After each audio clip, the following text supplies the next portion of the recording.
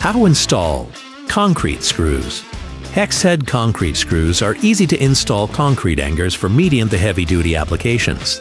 They are designed to be used in normal and lightweight cracked or uncracked concrete.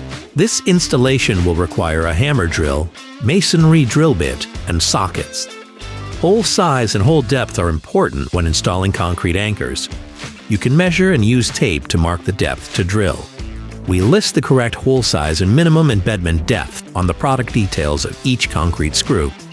Drill the hole into the concrete using a hammer drill and masonry drill bit.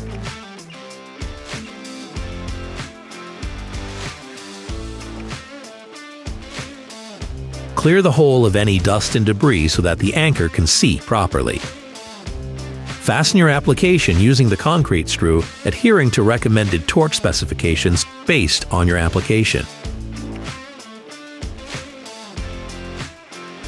For more information on sizing and installing concrete screws, visit boltdepot.com. Fastener shopping made easy.